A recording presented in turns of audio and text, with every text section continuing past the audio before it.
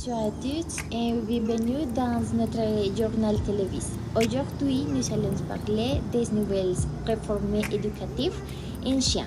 Trois informations importantes vont être présentées. Je vais commencer avec les premières.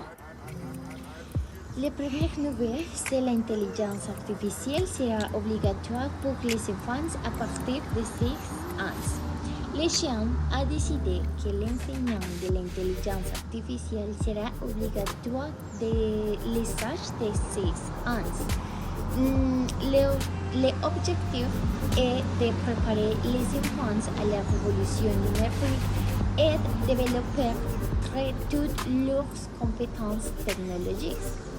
Aussi, certains considèrent cette réforme comme une avance et meilleur, tandis que d'autres s'inquiètent du stress que cela peut provoquer chez la élèves. Et maintenant, pour plus de détails sur une autre réforme éducative, allons avec Heidi. Merci Alejandra pour ces informations. Bonjour à tout le monde, je m'appelle Heidi et bienvenue à la deuxième partie de notre nouvelle. D'accord, passons maintenant à la Chine, où un réforme éducatif attire beaucoup d'attention dans le monde. Le gouvernement chinois a lancé un nouveau plan éducatif pour les périodes 2025 et 2035. Ce plan veut moderniser l'école et former une nouvelle génération d'étudiants capables de relever les défis du futur. Un parti très original de cette réforme est l'idée d'apprendre pour les chercheurs. En Chine, on dit maintenant que l'erreur n'est pas seulement un problème, mais une étape normale et nécessaire pour progresser. Chaque erreur devient une occasion d'analyser, de comprendre et de s'améliorer. Avec cette méthode, on peut réduire la forte pression de ces examens et diminuer les stress des élèves. On cherchait aussi à leur donner plus de confiance en eux, à encourager la patience, la créativité et la résilience face aux difficultés.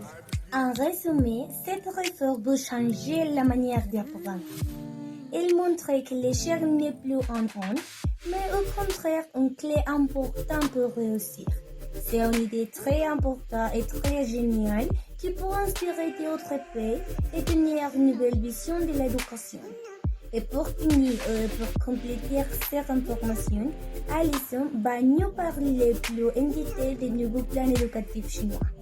D'accord? C'est tout. Merci beaucoup. Merci Heidi pour l'information. Bienvenue à la troisième partie de notre nouvelle. La Chine récemment a lancé un plan éducatif très différent et centré sur la technologie et la recherche et l'innovation.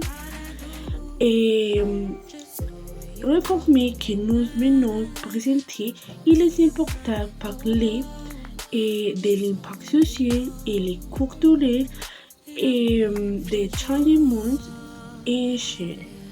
Pour l'introduction de l'intelligence artificielle et une vision d'apprentissage. Et la société cherche une génération plus compétente et plus créative.